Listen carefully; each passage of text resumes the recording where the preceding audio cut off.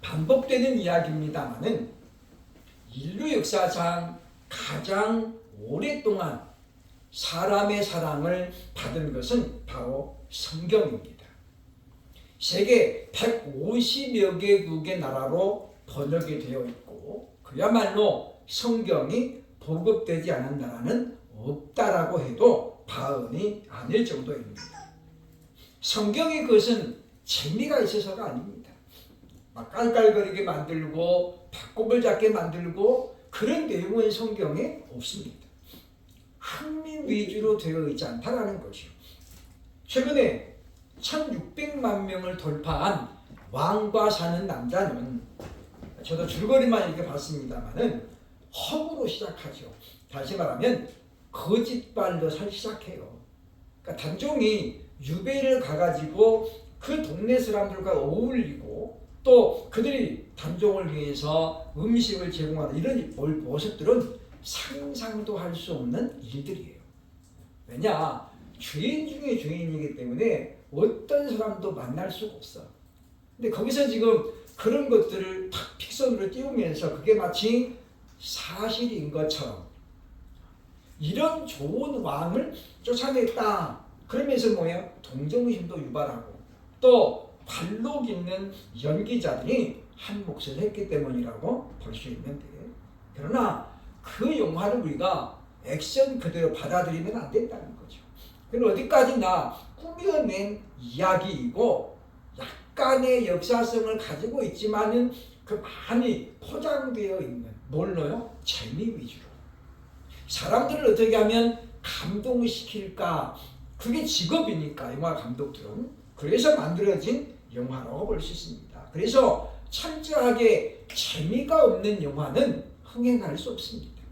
그러나 성경은 재미있는 책이 아니죠. 물론 우리가 성경 곳곳에 흥미로운 이야기들도 나와요.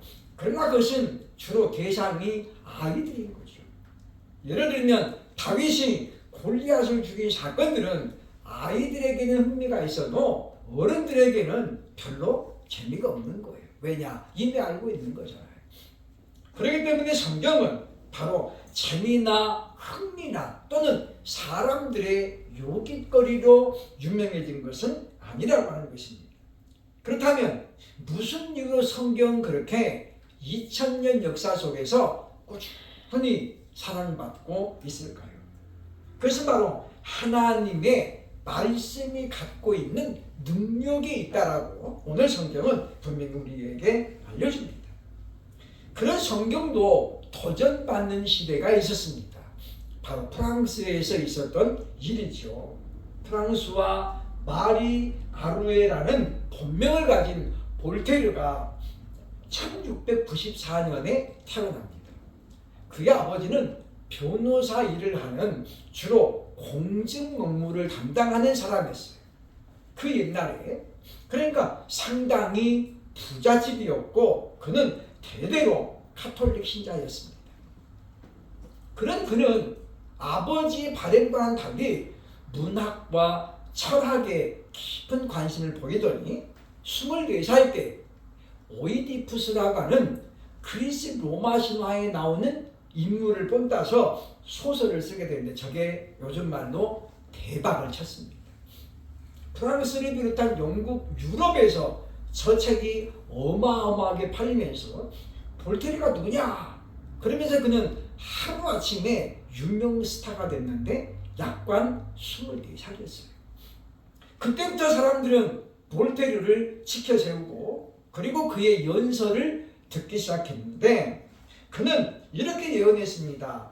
앞으로 50년이 지나지 않아서 기독교는 완전히 소멸될 것이고 기독교의 경전인 성경은 거짓으로 판명되어서 누구도 성경을 가까이 하는 사람이 없을 것이다라고 수많은 사람들 앞에서 공언했습니다. 그리고 그는 자비함이 없는 교계를 향해서 아주 독서를 퍼부었죠. 그러면서 그의 인기는 날로 높아졌습니다. 그러나 그 사람이 볼테르가 죽은 지 20년 만에 프랑스 제네바 성경 협회에서는 볼테르의 집을 매입해가지고 전 세계에 성경을 보급하는 성경 보급 본부로 센터로 활용을 했습니다. 그리고 볼테르가 죽은 지 지금 벌써 200여년 넘었습니다만은 여전히 성경은 지금도 수많은 사람들의 사랑을 받고 있고 그가 50년 이내에 기독교는 소멸될 것이라고 했지만 여전히 아직도 교회는 왕성하게 성장하고 있는 것을 역사가 우리에게 알려줍니다. 오늘날도 기독교 폐지론 또는 교회 무용론을 주장하는 정치인들이 일부 있는 것은 사실이지만 그러나 단호하게 말할 수 있는 것은 그들도 언젠가는 하나님의 능력을 경험하는 날이 반드시 올 것이라고 하는 것입니다. 그렇다면 오늘 본문에 보면 하나님의 말씀이 갖고 있는 능력은 과연 무엇일까요? 우리가 오늘 함께 살펴보면서 우리도 하나님의 말씀의 능력을 더 많이 경험하는 저와 여러분 될 수 있기를 주의 이름으로 축원합니다. 첫째로 하나님의 말씀은 오늘 본문 15절에 보니까 살아있다라고 말합니다. 하나님의 말씀의 능력은 뭐냐면 그 말씀이 살아있다는 거예요. 본문 12절은 이렇게 설명합니다. 하나님의 말씀은 살아있고 활력이 있어. 활력이란 말이 개역 한글에서는 운동력이 있어 그랬어요. 즉 하나님의 말씀은 그냥 죽어있는 책이 아니라 살아있다라는 거잖아요. 왜냐? 그 이유를 성경은 말하는데 말씀하신 하나님이 여전히 영원토록 살아계시기 때문이라는 거죠. 그리고 더 중요한 것은 바로 하나님이 말씀을 통해서 역사하시기 때문이라고 오늘 성경은 우리에게 말씀해주고 있다는 것입니다. 우리나라는 복음보다도 성경이 먼저 들어온 아주 특이한 역사를 갖고 있습니다. 1866년 영국의 토마스 선교사가 대동강에 도착을 하지요. 우리가 아는 것처럼 그러나 대동강에 도착하지 못하고 배에서 내리지 못하고 토마스는 순교를 당합니다.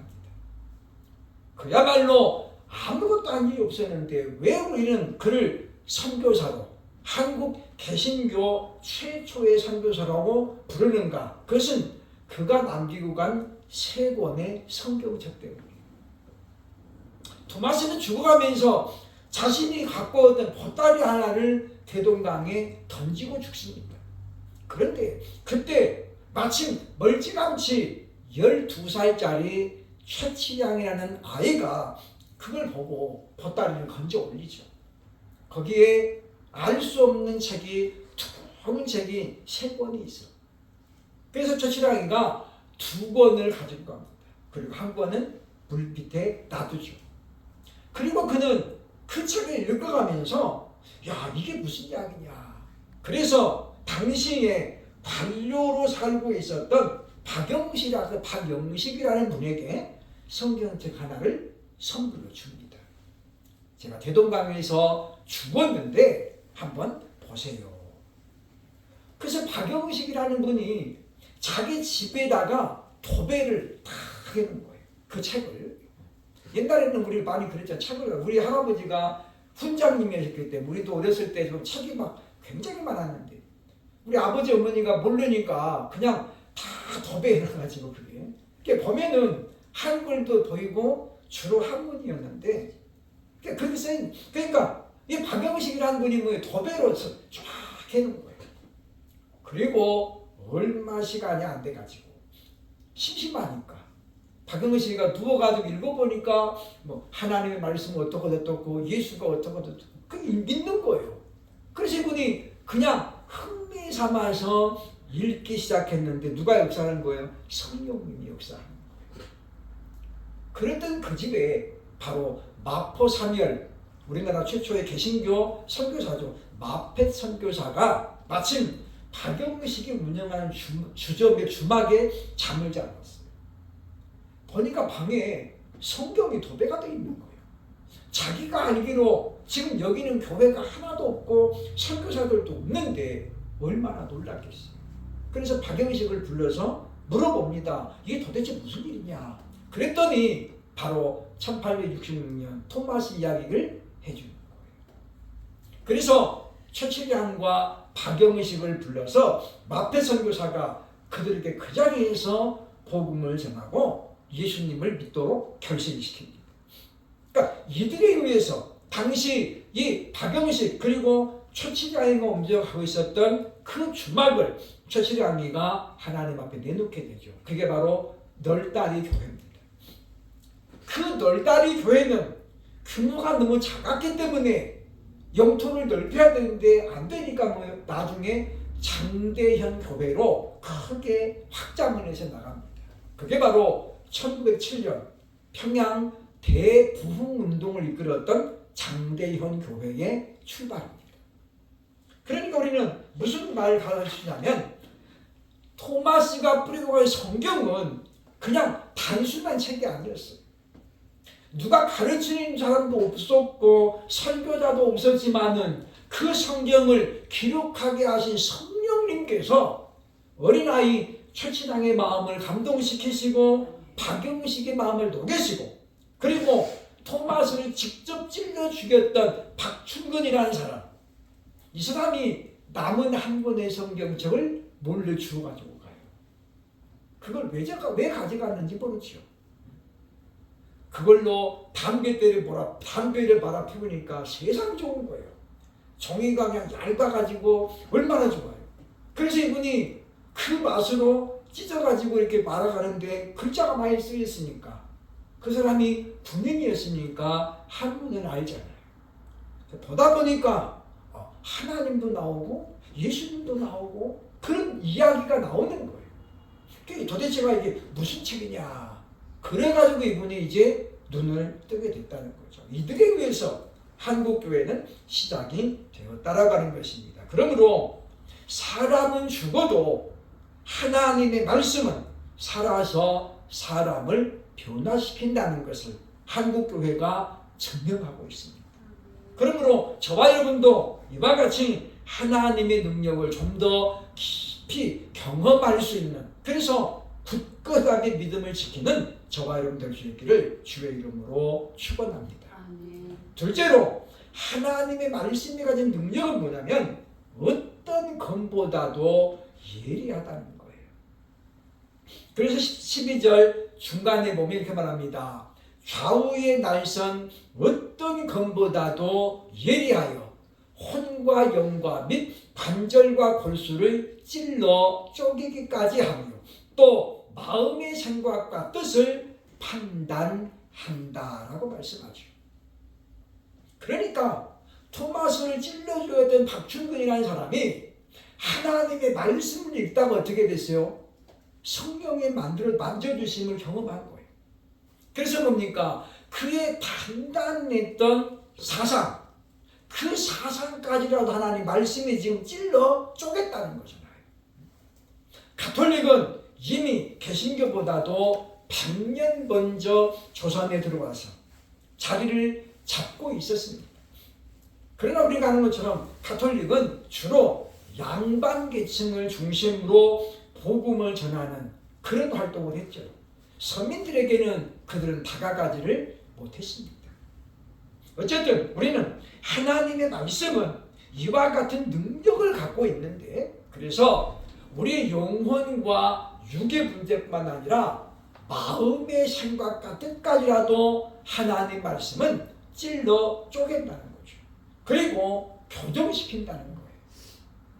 뿐만 아니라 오늘 성경은 분명히 보여주는데 바로 하나님의 말씀의 능력은 아무리 완고한 사람이라도 하나님 말씀이 그를 놔두지 않음을 보여줍니다. 볼테르라는 사람은 자신의 임종을 지켜봤던 의사와 간호사를 통해서 그의 마지막 모습이 알려졌어요. 그 사람이 얼마나 죽음의 공포를 느꼈는지 그는 그렇게 고백했대요. 나는 하나님과 사람에게서 모두 버림받은 존재다. 그러면서 그렇게 고백했대요. 나를 6개월만 더 살게 해주면 내 가진 전 재산을 드리겠습니다. 그러면서 그렇게 죽음을 두려워했다는 거죠. 그래서 담당 의사와 간호사들이 저 사람처럼 그렇게 죽음을 두려워하는 사람은 처음이었다라고 고백했습니다. 왜일까요? 그는 기독교 멸망을 공언했던 사람이에요. 50년이 안 돼서 기독교는 완전히 소멸될 것이라고 말했고 성경은 거짓으로 판명될 것이라고 말했는데 근데 그렇게 해서 죽음을 맞는 그는 세상에 초라하고 그리고 가장 연약한 방법으로 하나님이 데려가셨다라고 분명히 말하고 있다고 하는 것입니다.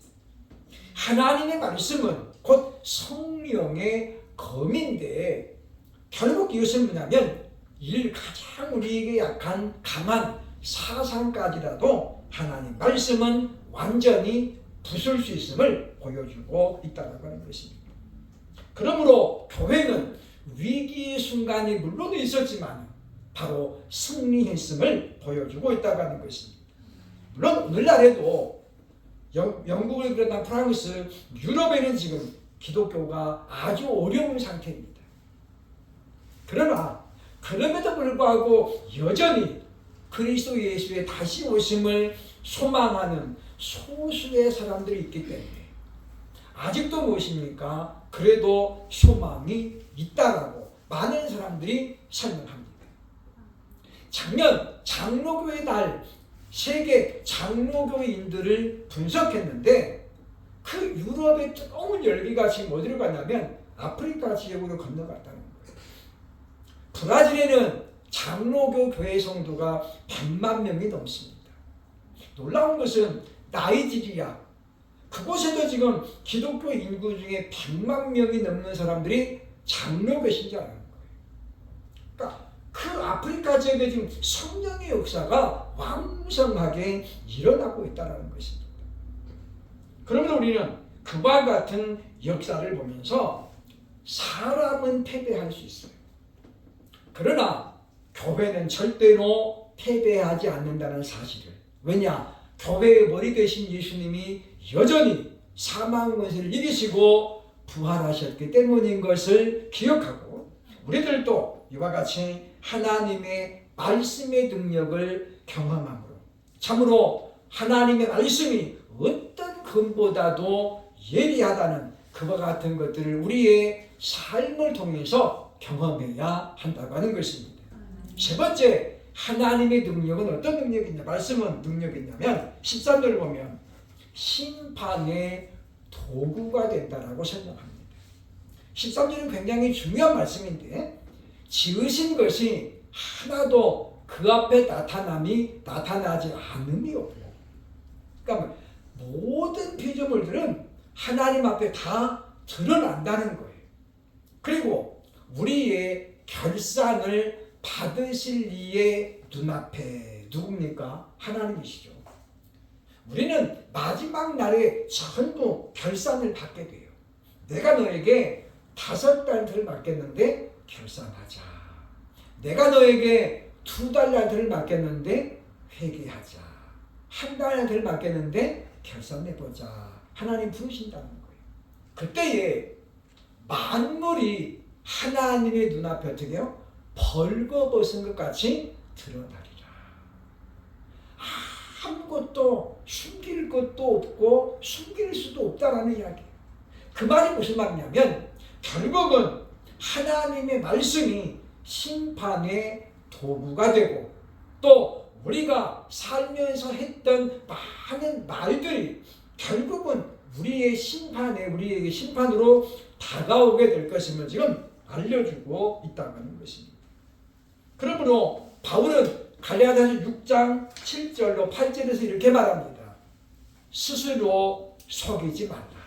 하나님은 업신여김을 받지 아니하시나니 사람이 무엇으로 심든지 그대로 거두리라. 자기 육체를 위하여 심는 자는 육체로부터 썩어질 것을 거두고 성령을 위하여 심는 자는 성령으로부터 영생을 거두리라. 아멘. 이 말씀대로 되어질 줄로 믿습니다. 왜냐? 하나님은 말씀하신 대로 하시는 분이거든요. 그러므로 우리는 할 수만 있으면 부정적인 말보다는 긍정적인 말을 많이 사용해야 돼요. 또 우리가 다른 사람들을 향해서 우리가 좋은 말을 많이 해줘야 되죠. 옛날 사람들처럼 그냥 그렇게 막 무작위하게 하면 안 돼요. 호랭이가 물어갈 놈 이렇게 하면 안 된다는 거예요. 나가도 복을 받고 들어가도 복을 받을 이렇게 해줘야지. 맨날 빌어먹을 놈 그러면 어떻게 해야 평생 그렇게 사는 거예요. 그러니까 우리는 그런 걸 보면서 하나님께서 광야의 이스라엘 백성들에게 말씀하셨잖아요. 너희 말이 내 귀에 들리는 대로 내가 일할 것이다. 그 하나님 말씀합니다. 바로 무엇을 심든지 심은 대로 거둘 것이다 라고 말하는 겁니다. 그러면 우리는 오늘 이 말씀을 꼭 기억하면서 참으로 우리가 행하는 말 하나 행동 하나가 나중에는 우리에게 심판의 근거로 돌아온다는 거예요. 그래서 많은 사람들이 책을 펴내는 것에 대해서 신중하고 또 신중하게 여겨요. 말은 잊어버릴 수도 있잖아요. 안 했는데요. 우리말도 내밀어요. 그러나 책이라고 하는 것은 한 번 만들어 놓으면 그럼 거짓말을 못해요. 그래서 오늘날 우리가 많은 고위직들이 인사청문회 할 때 뭐예요? 과거에 했던 말들 때문에 결국은 발목이 잡혀서 낙마하는 사람들이 나오잖아요. 그때는 자기가 그렇게 출세가 보장될 줄 몰랐다는 거죠. 우리는 그런 걸 보면서 우리는 평소에 우리가 늘 긍정적인 마음가짐을 가지고 살아야 되겠다는 다짐을 하게 됩니다. 예수님은 마태복음 24장 35절에서 우리에게 이렇게 가르칩니다. 천지는 없어질지언정 내 말은 없어지지 아니하리라. 이 말씀은 예수님의 말씀만 말하는 게 아니라 하나님의 말씀인 줄로 믿으시기를 주의 이름으로 축원합니다. 하나님의 말씀은 결코 없어지지 않는다는 거예요. 왜? 하나님께서 살아계시는 한 그 말씀은 여전히 왕성하게 사람을 변화시키고 바꾸어 놓고 교회를 이끌어 가시게 될 것이기 때문이라고 하는 것입니다. 그래서 예수님이 말씀합니다. 보혜사 성령이 오시면 내가 너희에게 가르쳐 분부한 모든 것들을 생각나게 하시리라. 그러니까 우리가 성경을 읽을 때나 들을 때나 늘 성령의 도우심을 우리가 구해야 된다라고 말씀을 드렸잖아요. 우리는 듣고도 잊어버리고 읽으면서도 무슨 말인지 몰라요. 그러니까 우리가 성령님께 도움을 구하는 거예요. 성령 하나님, 저의 이 어두운 것을 열어주시고 말씀해 주는 기쁨을 맛보게 하옵소서. 다윗처럼 정말 하나님 말씀이 꿀송이보다 달달하는 것을 저도 한번 경험하게 하옵소서. 그래서 우리가 성경만 펴면 수면제가 돼가지고 어느새 자고 있는지 그런 모습을 이제 우리가 벗어나야 돼요. 피곤하더라도 성경을 펴면 잠이 달아나고 이 말씀이 이런 의미가 있구나. 그런 경험이 없다면 우리 믿음은 절대로 자라나지 않습니다. 그래서 성경은 말합니다. 하나님의 말씀을 통해서 그 믿음은 말씀을 통해서 살아난다는 거예요. 수많은 체험을 했던 사도 바울은 우리에게 그렇게 가르치고 있음을 분명히 기억하고 우리도 오늘 말씀을 기억하면서 하나님의 말씀은 이런 능력이 있기 때문에 교회는 결코 패배할 수 없다는 사실을 기억하면서 아무리 사람들이 교회는 더 이상 필요 없다라고 말했다고 해서 교회는 사라지지 않습니다. 왜냐? 우리가 아무리 그렇다고 선포해도 만물을 창조하시고 사람을 지으신 하나님께서 역사하시기 때문에 그것은 결코 있을 수 없다라고 하는 것입니다. 그러면 우리는 주님의 다시 오심을 우리가 온전히 소망하면서 주님 참으로 우리에게 이 믿음이 견고해지고 흔들리지 아니하고 더욱더 바로 주님에 대한 소망을 가지고 열심을 다하는 사람들 되게 해달라고 늘 기도하면서 그러면서 하나님의 말씀이 가진 능력을 삶 속에서 체험함으로 말미암아 승리의 삶을 살아가고 결과적으로 하나님께 영광을 돌리는 우리 모두가 될 수 있기를 주의 이름으로 축원합니다. 기도하겠습니다.